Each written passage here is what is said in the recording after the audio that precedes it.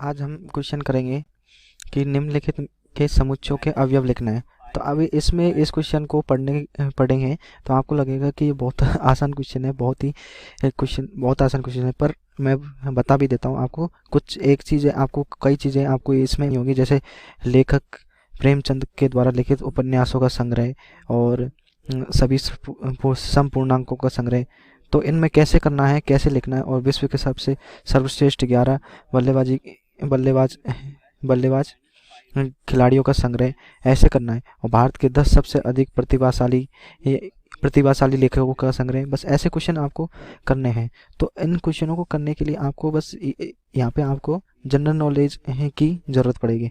तो अब क्या है, अक्षर से प्रारंभ होने वाले वर्ष के सभी महीनों के नाम का समुच्चय। मान लीजिए कि मैंने एक समुच्चय बनाया, ठीक है दोस्तों। उसके अवयव हैं कौन कौन से, क्या अवयव होने चाहिए, वर्ष के सभी महीनों के नाम। तो कौन सा हो जाएगा, कौन कौन से हो जाएंगे, जनवरी, सारे महीने हैं ना जितने भी, जनवरी, फरवरी, मार्च, अप्रैल,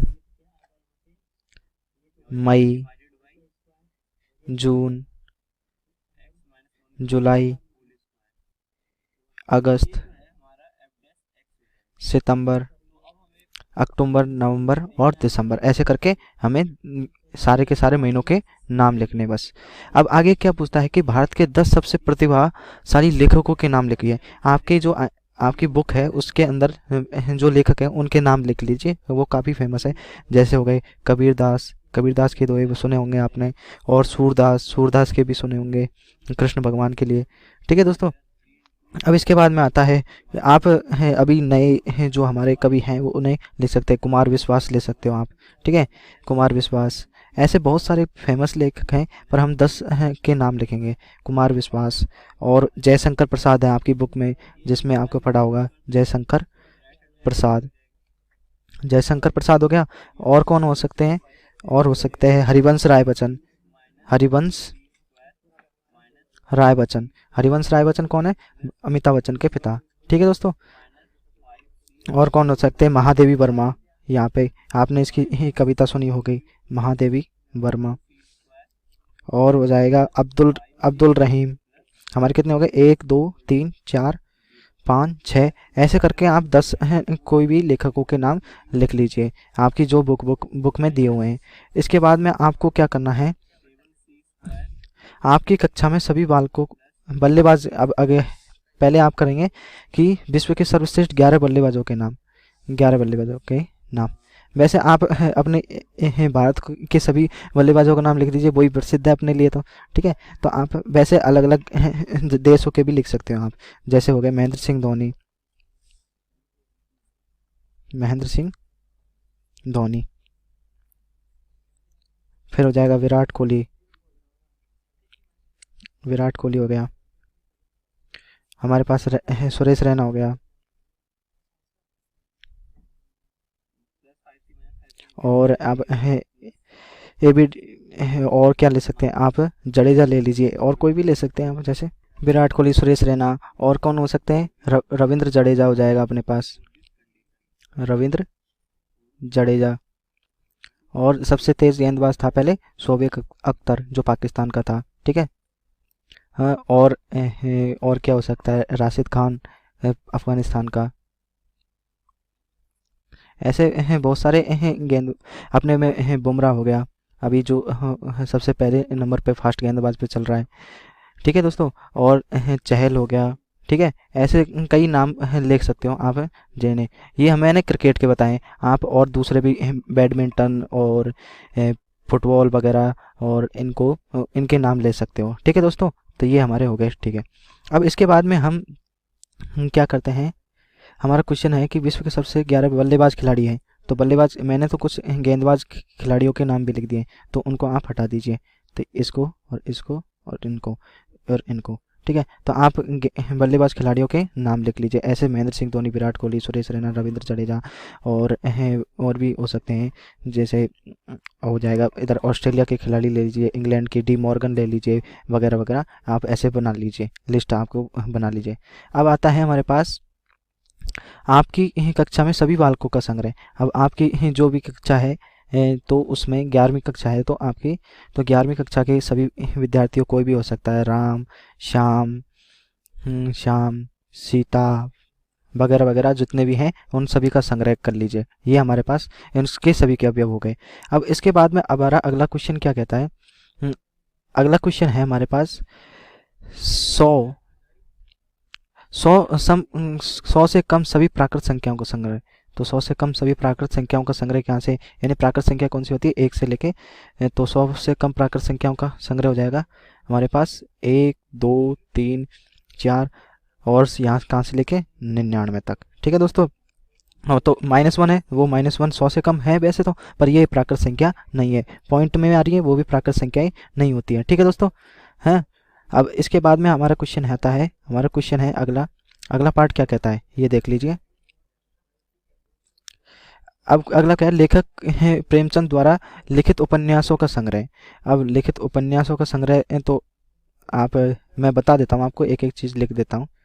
उपन्यासों का संग्रह कौन कौन सा है, तो इसके लिए मान ले कोई उपन्यास के लिए अपन ने नोवेल बोलते हैं इंग्लिश में, तो एन कोई एक समुच्चय मान लिया, तो उसके अवयव कौन कौन से होंगे, एक तो प्रतिज्ञा उपन्यास है उनका, प्रतिज्ञा। ठीक है, और क्या हो सकता है, एक है हमारे पास प्रेमाश्रम, प्रेमाश्रम है। और कौन सा है उपन्यास, एक है हमारे पास मानसरोवर, मानसरोवर। ठीक है, और कौन कौन सा है, एक शतरंज के खिलाड़ी, शतरंज के खिलाड़ी, चेस जिसे बोलते हैं, शतरंज के खिलाड़ी। ठीक है दोस्तों।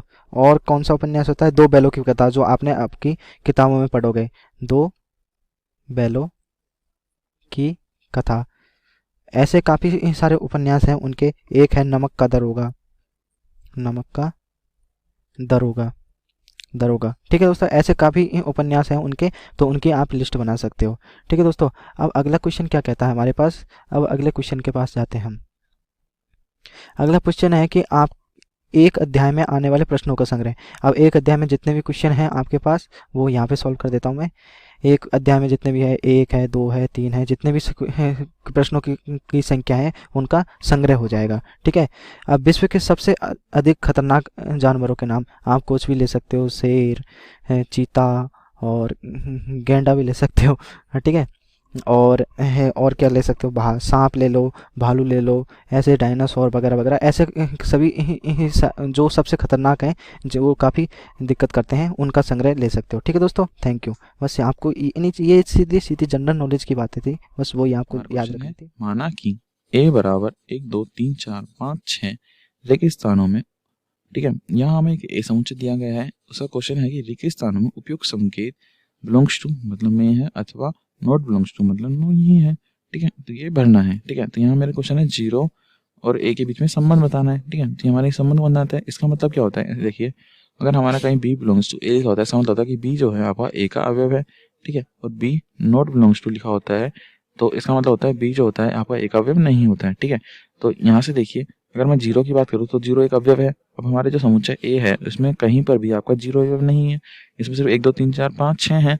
तो यहाँ से मेरा आ जाएगा जो 0 है आपका वो आ जाएगा नॉट बिलोंग्स टू। ठीक है, 0 नॉट बिलोंग्स टू a, ये हमारा हल आ जाएगा। तो यहाँ क्या हो जाएगा, नॉट बिलोंग्स टू। क्यों, क्योंकि 0 समुच्चय a का अवयव नहीं है। ये हमारा प्रश्न हल हो गया। आशा करूंगा आपको सवाल समझ में आया होगा। वीडियो देखने के लिए धन्यवाद। निम्नलिखित समुच्चयों को रोस्टर रूप में लिखिए। यहाँ हमें कुछ समुच्चय दिए गए हैं, इन समुच्चय को हमें रोस्टर रूप में लिखना है। तो आइए हल करते हैं। देखिए, पहला क्वेश्चन है समुच्चय a बराबर x, जहाँ x एक पूर्णांक है और x क्या है, -3 से 7 के मध्य है। तो आइए हल करते हैं। देखिए, पहला क्वेश्चन, ये समुच्चय निर्माण रूप में दिया गया है मुझे, और इसे रोस्टर रूप में लेना है। तो रोस्टर रूप कह सकते हैं, ये हो गया आपका समुच्चय। ठीक है, तो x क्या है, एक पूर्णांक है। तो -3 से अगर 7 के मध्य पूर्णांक की मैं बात करता हूँ तो कौन कौन से पूर्णांक आ जाएंगे। देखिए, -3 से लेके 7 तक के मध्य पूर्णांक। तो -3 तो नहीं लेंगे क्योंकि -3 इसका हल नहीं है। तो -2 -1 0 1 2 3 4 5 और 6, ये क्या है, इसके हल होंगे। ठीक है, तो ये हमारे कौन सा रूप आ गया, पूर्णांक रूप आ गया, जिसमें रोस्टर रूप में लिख दिया। अब हम, ये हमारा पहला क्वेश्चन हल हो गया। तो ये क्या है, समुच्चय a बराबर। ठीक है, अब दूसरा क्वेश्चन करते हैं। तो दूसरा क्वेश्चन हल करेंगे। तो देखिए दूसरा क्वेश्चन क्या है हमारा, समुच्चय b बराबर x, जहाँ x संख्या x 6 से कम एक प्राकृत संख्या है। तो 6 से कम प्राकृत संख्या कौन सी होती है, देखो समुच्चय b, तो 6 से कम प्राकृत संख्या है, तो x क्या है, एक प्राकृत संख्या भी है और 6 से कम भी है। तो 6 से कम वाली सभी प्राकृत संख्या लिख दीजिए। तो 1 2 3 4 और 5, 6 नहीं लिखेंगे क्योंकि 6 क्या है, 6 के बराबर नहीं है, 6 से कम है। तो ये हमारा सेकंड क्वेश्चन हल हो गया। और इसी तरह से हमारा तीसरा क्वेश्चन हम देखेंगे। तीसरा क्वेश्चन में क्या है हमारे, समुच्चय c बराबर x, जहां x 2 अंकों की ऐसी प्राकृत संख्या है जिसके अंकों का योगफल 8 है। तो देखिए सबसे पहले इसे समझते हैं। एक दो संख्याओं मतलब दो संख्याएं हैं उस अंक में, ठीक है, सॉरी दो संख्याओं, दो अंकों वाली एक संख्या है, ठीक है, इन अंकों का योग क्या है आपका 8 है। तो अगर मैं ये 1 लेता हूँ तो ये 7 हो जाएगा, ठीक है। प्राकृत संख्या है तो हमें 1 से स्टार्ट करना होगा, 1 7, ठीक है, तो इसका क्या हो सकता है 7 1 भी हो सकता है। इसी तरह से 2 6, तो 6 2 भी हो सकता है, और 3 5, तो 5 3 भी हो सकता है, और 4 4, ठीक है। तो समुच्चय सी जो है वो क्या आ जाएगा आपका यहाँ से, ये हो जाएगा 17 71 26 62 35 53, ठीक है, 35 53, और आगे क्या आ जाएगा ये 44। तो संख्या सही आ गई, ऐसी संख्याओं का समुच्चय जिनके अंकों का योग क्या है 8 के बराबर है, ठीक है। इसी तरह से हमारा चौथा क्वेश्चन देखते हैं। तो चौथे क्वेश्चन में क्या दिया गया है मुझे, समुच्चय d बराबर x एक अभाज्य संख्या है जो 60 की भाजक है, ठीक है।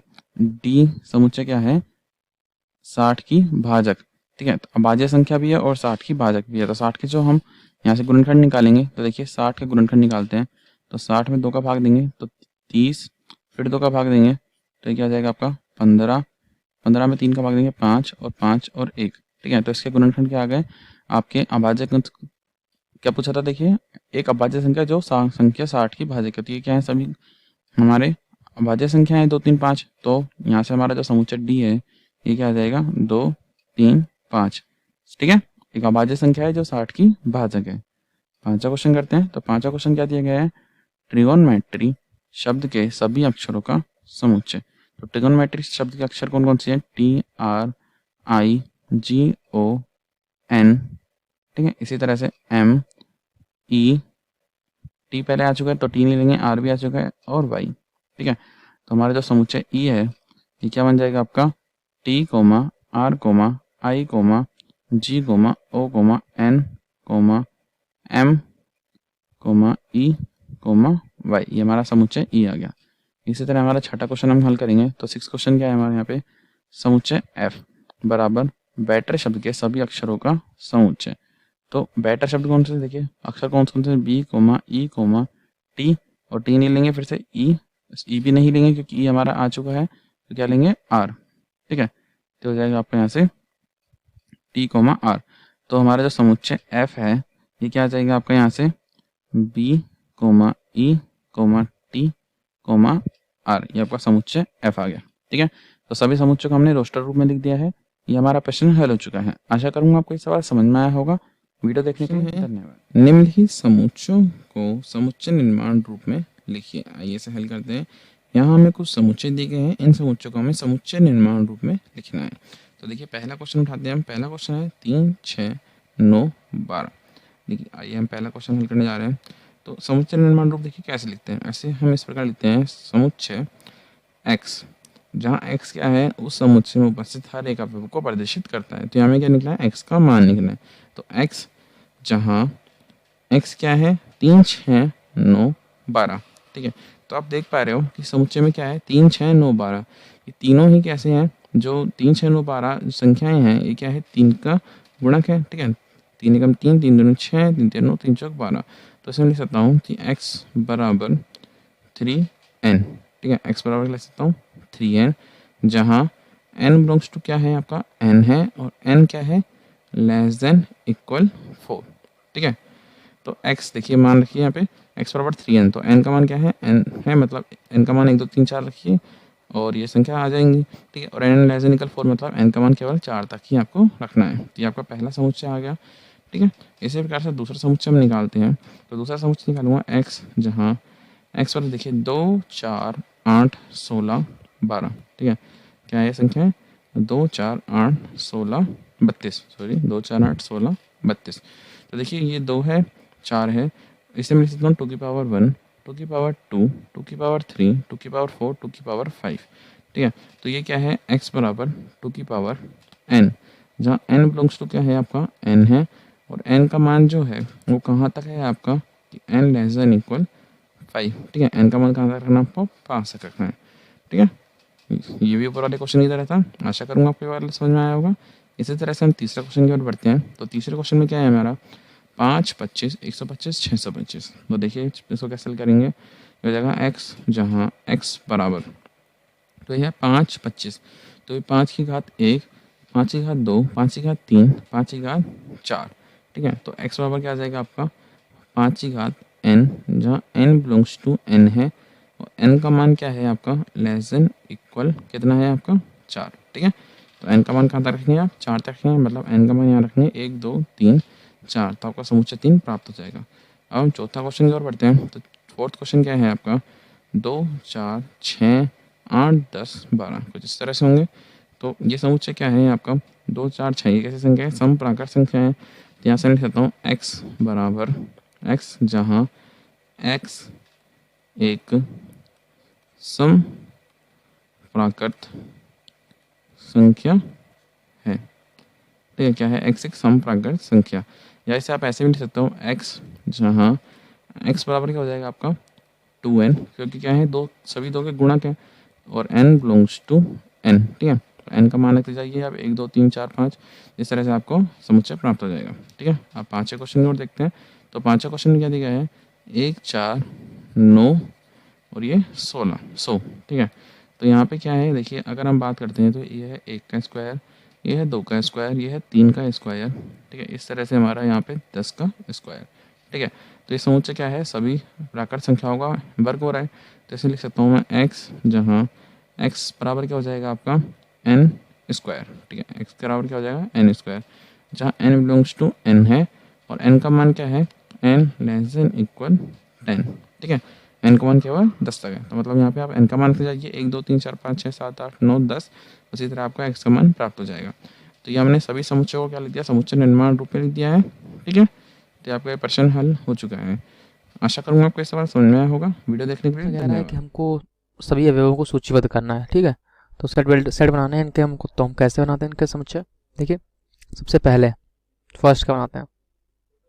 फर्स्ट में कह रहा है ए है जब एक उसको सेट बनाना है जबकि एक्स कैसी संख्या है, एक विषम प्राकृत संख्या है। तो विषम प्राकृत संख्या कौन सी होती है 1 3 5 7 9। ठीक, dot dot dot dot dot, यही हो गई विषम प्राकृत संख्या हो गई। ठीक,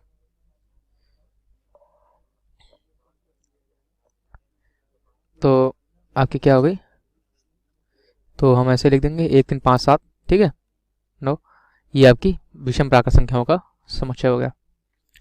दूसरे में कह रहा है b एक पूर्णांक है -1/2 से 9/2 के बीच का। देखिए क्या हो जाएगा 0। अब ये 9/2 कितना होगा 4.5 होगा, तो 1 2 3 4 तक तो आ ही जाएगा। ठीक है, ये हो गया। तीसरा देखिए क्या कह रहा है समुच्चय में। तीसरे में कह रहा है c एक कैसा समुच्चय है जिसमें x एक पूर्णांक है जबकि x स्क्वायर कैसा होगा 4 से कम। तो कैसा पूर्णांक हो सकता है, देखिए -1 भी हो सकता है, 0 हो सकता है, 1 हो सकता है, 2 हो सकता है।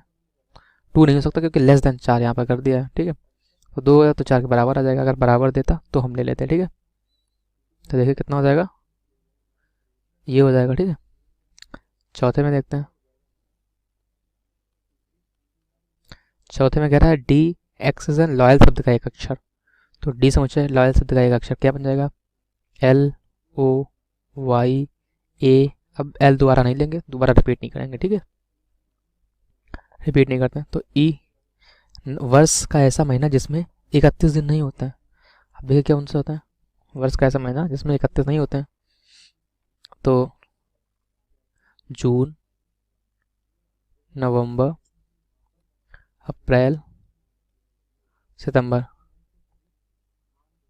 और फरवरी, यही दो होता है जिनमें 31 नहीं होता है। ठीक है, इसके बाद छठवां अंग्रेजी वर्णमाला का ऐसा व्यंजन जो के से पहले आता है। ठीक है, व्यंजन पूछा गया, स्वर नहीं पूछा गया। तो देखिए क्या हो जाएगा एफ का, ए को छोड़ दीजिए, बी सी डी, ई को छोड़ देते हैं, एफ जी एच, आई को छोड़ देते हैं, जे। तो ये हो जाएंगे। ठीक है, यही उसने आपसे पूछे हुए थे, तो हमने सारे समुच्चय बना दिए।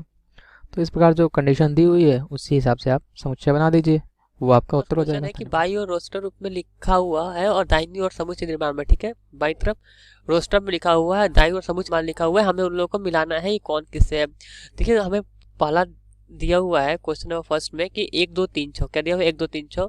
तो देखिए 1 2 3 6 इसमें से कौन सा होगा। पहला में देखिए 1 से एक अभाज्य संख्या और 6 का भाजक है, ऐसा तो बिल्कुल नहीं है। देखिए एक यहाँ से क्या होगा, अगर मैं देखो कि 1 से एक प्राकृतिक संख्या और 6 का भाजक है। देखिए 1 से एक प्राकृतिक संख्या है और 6 का भाजक है, हम देखिए 1 2 3 और 6। ठीक है, अब देखिए इसमें जितने भी हैं सब क्या है, 6 को क्या करते हैं, डिवाइड करते हैं। जितने भी है 1 से भी 6 डिवाइड होगा, 2 से भी 6 डिवाइड होगा, 3 से भी और 6 से भी। तो हम यहाँ से क्या बोल सकते हैं कि पहला का जो होगा वो कौन सा होगा, सी होगा, मतलब एक प्राकृतिक संख्या और 6 का भाजक है। ठीक है, अब हम देखें दूसरा नंबर क्वेश्चन देखते हैं 2 3। तो यहाँ से आएगा कि 2 और 3 जो है क्या है, एक कुछ इस तरीके से कि 1 से एक अभाज्य संख्या है और 6 का भाजक है। ठीक है, 2 और 3 अगर सेट ए बराबर में लूँ 2 3, तो ये दोनों क्या है, ये दोनों एक अभाज्य संख्या है। ठीक है, कैसा है, अभाज्य संख्या। 2 और 3 दोनों अभाज्य संख्या है और दोनों का दोनों 6 का भाजक है, यानी दूसरा कितना हो जाएगा, ये हो जाएगा। इसी तरीके से हम तीसरा नंबर देखें, मैथमेटिक्स लिखा हुआ है। तो मैथमेटिक्स क्या है, मैथमेटिक्स जो है यहाँ देखिए, ये जो है यहाँ जो मैथमेटिक्स है, यह मैथमेटिक्स शब्द का एक अक्षर है। ठीक है, MATHEICS का जो हमारे पास समुच्चय बना हुआ है, ये मैथमेटिक्स शब्द का एक अक्षर है, मतलब कि इतने अक्षरों से मिलके एक मैथमेटिक्स बना हुआ है। तो यानी कि तो थर्ड का होगा, अगर मैं मैच करूँ तो थर्ड का किससे मैचिंग होगा, डी के साथ में मैचिंग होगा। ठीक है, अब देखिए फोर्थ देखिए 1 3 5 7 9, 1 3 5 7 9। फोर्थ देखिए अगर मैं सेट बी लूँ, कितना दिया हुआ है, 1 3 5 7 और 9। ये बेसिकली क्या दिया हुआ है, 1 3 5 7 9 जो है एक कुछ इस तरीके से कि देखिए संख्या 10 से कम एक विषम प्राकृतिक संख्या है। ठीक है, देखिए ये जो है 10 से कम है और सारे जितने भी हैं सारे क्या है, विषम संख्या है। ठीक है, यानी कि क्या क्या हुआ, विषम प्राकृतिक संख्या। तो फोर्थ का कौन सा होगा, देखिए फोर्थ का होगा बी होगा। ठीक है, आई होप कि आपको समझ में आया होगा। धन्यवाद।